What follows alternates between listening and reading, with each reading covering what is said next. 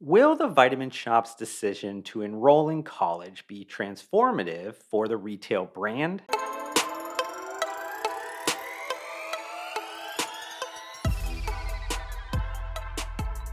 I'll get to my thoughts around that introduction a bit later in this video, but I did want to kind of run through some of the basics of the 2022 quarter two earnings report and conference call that was released on August 4th, 2022.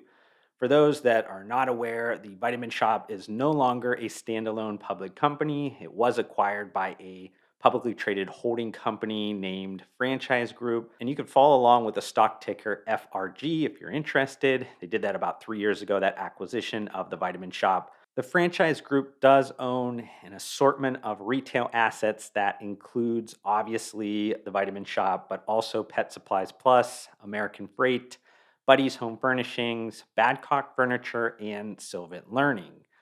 Being that the franchise group likes to kind of make my life difficult by not breaking out any of like the segment level financial details, as always, this content will be softer on the financial numbers, but more focused on actionable strategic information about the Vitamin Shop, which in the end is probably more valuable to my community, anyways. But let's get into some of that, a little bit of financial data that the franchise group gives us about the segment. And the Vitamin Shop's Q2 revenue was $307 million. That was up 1.5% year over year, but down 1% on a quarter over quarter sequential basis. Same store comps was a positive 2.1%. That was pretty much made up by higher prices because volumes were down, but they did see an increase in activity in the sports nutrition category. Digital sales accounted for 24.8% of the total revenue in Q2. That equates to about a run rate of $305 million for the e commerce channel. Operating profit for the quarter was $31 million, which was up slightly year over year on both a dollar and comparative percentage basis. But before I kind of shift this content into some deeper strategic commentary, I do want to give a quick shout out to the sponsor of this content, Ghost Lifestyle. I've been a huge supporter of this sports and active nutrition brand since they initially launched in 2016. Some of my personal favorites are the Sour Patch Kids Blue Raspberry Ghost Energy Drinks, Chips Ahoy Ghost Whey, and then the Bubblicious Legend Pre Workout. You can grab yours at ghostlifestyle.com or through fine national retailers like the Vitamin Shop. But shifting back into the Vitamin Shop earnings, the specialty retailer ended the quarter with 705 stores overall in their system, which was down 3 from the previous quarter. All but one of the stores in the fleet is corporate owned, with its first in store discovery day completed just a few weeks ago. The excitement around franchising the Vitamin Shop is at an all time high. Ultimately, that means the corporate to franchise ratio will start to change in the coming periods as the Vitamin Shop now has at least 20 franchise stores in its backlog. While I know the franchising announcement garnered some mixed feelings from the vendor side of the industry, I've been a fan of the strategic shift since I predicted it 3 years ago. It's important, though, for the Vitamin Shop to remember that customers don't necessarily care if a store is corporate or franchise owned. They will want a choose your own adventure omni channel shopping experience that fits their needs and wants, not the Vitamin Shop's. And then shifting into a quick merchandising update, which I'm going to try to start doing this quarterly, where I kind of run down some of the recent announcements of new brands entering the Vitamin Shop.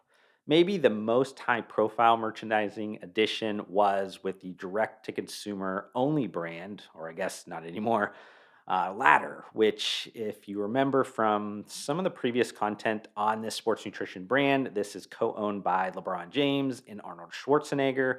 It also was recently acquired by the publicly traded company, the Beachbody Company. Another intriguing merchandising addition was with Natrieve's Moolis animal free whey protein powder. And you might be scratching your head at what Moolis or cowless whey protein is, but kind of stay tuned to my content because I'll actually be exploring the precision fermentation protein supplier Perfect Day. And I'll also be talking to the CEO of the Urgent Company about how he's using Perfect Day's cowless whey protein in a variety of CPG brands on the market already. Then rounding out the new merchandising additions were Snackhouse, which is a functional food brand that does seasoned milk protein isolate puffs, and then the Nutra Holdings family of sports nutrition brands that includes the top Amazon sports nutrition brand Jack Factory, direct to consumer brand Transparent Labs, and the new women's brand Sierra. I also want to mention an adjacent kind of merchandising or maybe a product category marketing news blip from the Vitamin Shop. They created and then recently celebrated the first ever National Creatine Day, which this year fell on July 9th, 2022. And then the Vitamin Shop is really no stranger to creating corporate holidays. They are also responsible for National Keto Day. Now, I want to shift into what I was referring to in the introduction. An intriguing strategic retail partnership was recently announced by the Vitamin Shop.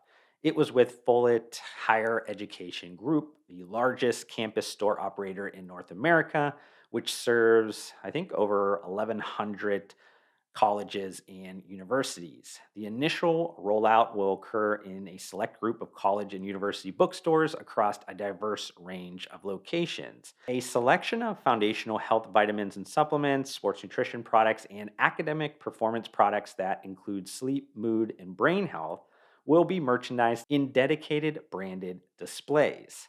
These will also be available on the corresponding college and university bookstore e commerce sites.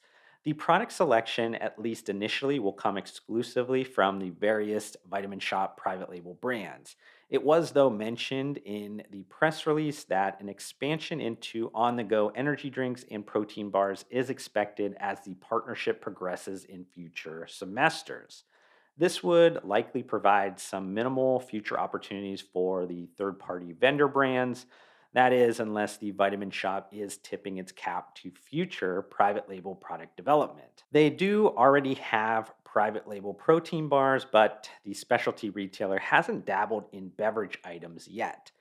Let's just hope they don't get delusional like GNC did a few years back when they created Mad Pony private label energy drinks that flopped badly. Here's kind of my hot take on this partnership. Firstly, it's maybe one of the more creative strategic retail partnerships I've seen in the last year or two. This was a growth strategy that the Vitamin Shop kicked off right before the pandemic, but decided to pause it and rightfully focused on more foundational items amidst the economic chaos and uncertainty. This is also aligned and complementary to my previous year end prediction that the Vitamin Shop would be amplifying private label sales. Having a recognizable, trusted, and popular private label brands are a core element to having a successful, profitable franchising strategy. I also like that the Vitamin Shop is attempting to meet a key demographic where they are and at an important period of growth and development in their lives. That could pay kind of long time dividends for a retail brand that could use a boost of younger customer energy. I'm not sure if the students can buy these supplements with maybe their meal plans or not, but that would really be a major boost. Since the initial merchandising isn't food and beverage focused, I'm hoping to see a lot of relevant content creation that is in an authentic student voice to create trial and excitement for these Vitamin Shop products. If this initial test is successful, I would also look to diversify the college and university strategy by acquiring the targeted e commerce site Campus Protein. I know it was on the market for some time, but it could be a cool bolt on mergers and acquisitions opportunity for the Vitamin Shop. Next, I want to talk about another recent partnership and how that relates to my kind of bigger view of loyalty programs for wellness retailers. In my opinion, loyalty programs should never just be about generalization, discounts, and points, especially in this category of retail. Supplements are really just a means to the end for shoppers along their very personal wellness journey. Only providing shoppers with that one small link in the chain is a long term losing proposition. To be impactful, wellness retailers need to think about personalization along the entire chain that spans multiple wellness categories to create true customer loyalty. The question is always if you build or you buy or you partner to create this kind of health and wellness network effect loyalty program. The recent partnership with FlexIt is an example of this concept I'm kind of talking about because it will help connect the Vitamin Shop's loyalty members with fitness experts from a range of disciplines that will work with them live via virtual online sessions. In my opinion, the Vitamin Shop should continue to seek partnerships, but as the various personalized loyalty perks become disjointed, they would be best served to explore the feasibility of building a comprehensive digital experience that can integrate all data inputs into a central place to further create customer value. I just want to end on some quick final thoughts and really update you on the negotiations between the franchise group and Kohl's.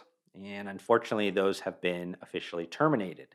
The Kohl's chairman of the board stated despite a concerted effort on both sides, the current financing and retail environment created significant obstacles to reaching an acceptable and fully executable agreement. While I was personally excited about the partnership possibilities between the Vitamin Shop and Kohl's, I know it's only a matter of time before the franchise group finds a deal that's impactful to the specialty wellness retailer. I hope you enjoyed this YouTube video. If you did, consider hitting the like button to support me. Also, help me get to my short term goal of 2,000 subscribers by hitting that subscribe button. I'd love to see you join me on this journey, but we need to fix the fact that slightly less than 70% of you that are watching this YouTube video right now are not subscribed to my channel, and that makes me extremely sad. But I do want to thank you for tuning in, and I'll see you on the next one.